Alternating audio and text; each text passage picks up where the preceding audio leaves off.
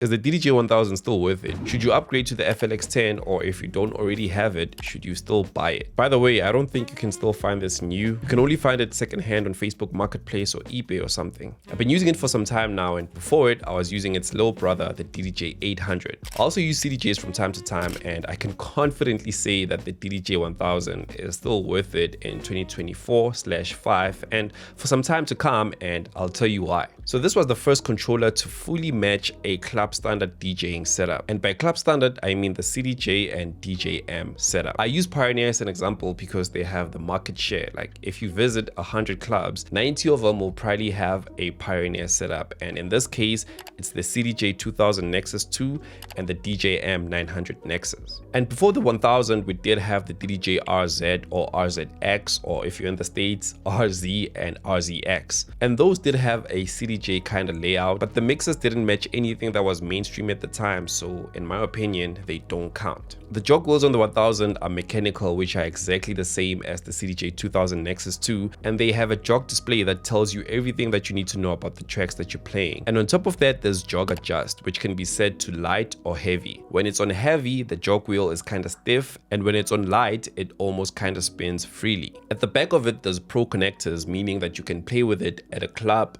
party, or any kind of event that you need to take it to. It has two master outputs, which are XLR and RCA, and it also has one booth output, which is TRS. So the booth output is connected to the speakers that are right next to the DJ so that the DJ can be able to monitor, and the volume is controlled separately. And then it also uses and unlocks Rekordbox, meaning that you can play on Rekordbox, and then when it's finally time to switch to a club standard setup like the DDJ Nexus 2, it won't be as hard for you to transition because you can copy your playlist exactly as it is to a USB and then play on the CDJ 2000 Nexus 2 or even 3000 with no problem at all. So in the grand scale of things, the difference between a CDJ 2000 Nexus 2 setup and a Pioneer DDJ 1000 is that the 1000 requires a laptop to function, and I guess the performance pads, which the CDJ 2000 Nexus 2 obviously doesn't have. Other than that, if you can use one, you can definitely use the other with no problem. Now that the DDJ 1000 has been discontinued, and it's not because it's so old or that DJs were wanting more from it that it couldn't offer, it is mainly because of the existence of the FLX10, which is the replacement for it. And honestly, the FLX10 is a better controller in every single way,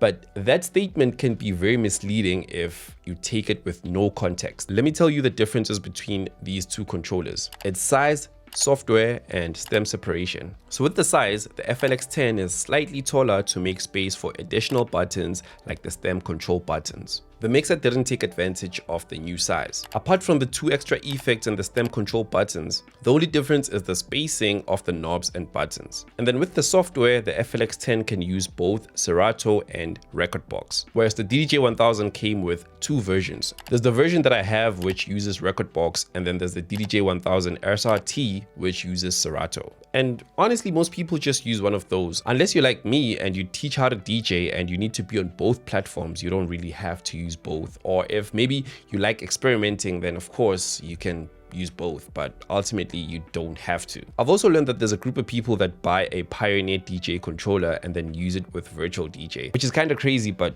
yeah, they exist. And then finally, the stem separation, which in my opinion is the biggest difference between the two controllers. So the stem separation feature allows you to separate parts of the track while it's playing. So if a track is playing, you can press a button to isolate the vocals, or maybe take out the vocals completely and have the instrumental playing by itself. This is really dope, but the problem is we haven't gotten to a point where this is like really mainstream and it's on every piece of gear, and most people just import and play stems as they are, and on Rekordbox this feature is really horrible, so you can't trust and use it, especially live. Also, this is not very new, like it's new to Pioneer DJ, but other companies have had this feature for a very long time. Take native instruments for example. The Traktor S4 was released back in 2018 with this feature, or at least a version of it. And now with the updated software, the Traktor Pro 4, it's even better. And Traktor is an overall in-depth and more technical software with lots of cool features, but the stem separation is not the headliner. Further proving that even if you do get this feature, you're not gonna use it as much as you think you will. But let's just say that you really need this feature and you feel the need to upgrade. Well, you can get stem separation on the DDJ 1000 and it's very easy to do. So go to settings,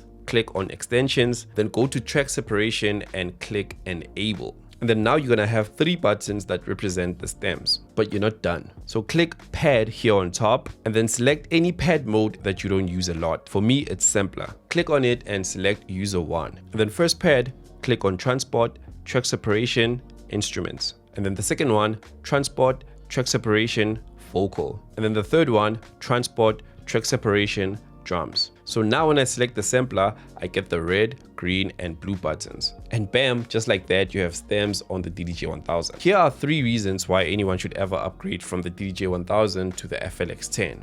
Number 1 is you just like how it looks, because practically the differences between the two are aesthetic rather than functional. Reason number 2 is if you just have the money and you want to buy it, then sure, you can. Reason number 3 is if you're somebody like me who teaches how to DJ and you need to be on both platforms, then yeah, that's a valid reason to upgrade. By the way, if you want to learn how to DJ, I have an online DJing course called The Modern DJ, which takes you from beginner to pro. There's the beginner, intermediate, and advanced. They all take you from the exact same point and advance from there. Meaning that if you get the advanced version, it'll contain everything that is covered in the first 2. You can sign up using the link below. Also, if you're new to this channel, my name is Tozi and I make videos about music production and DJing. And if that's something that's interesting to you, please consider subscribing. Now, speaking of the idea of upgrading from one controller to another, I want to bring up something that a lot of people know but seem to forget from time to time. And that is DJ gear lasts for a very long time.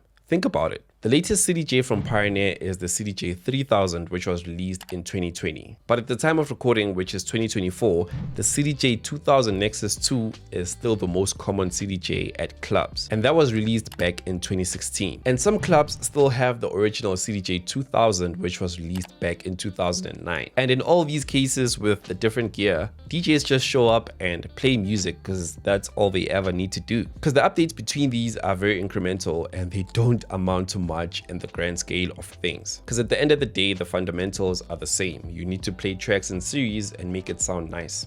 That's it. Whenever a new piece of DJing gear comes out, the marketing will make you feel like you need it and you need this new feature, but you really don't. All you ever need to do as a DJ is just show up and play good music and make people dance. And if you need help getting started with learning how to DJ, check out this video that I made that teaches how to DJ, which is much easier than you think. Thank you for watching and I'll catch you in the next one. Peace.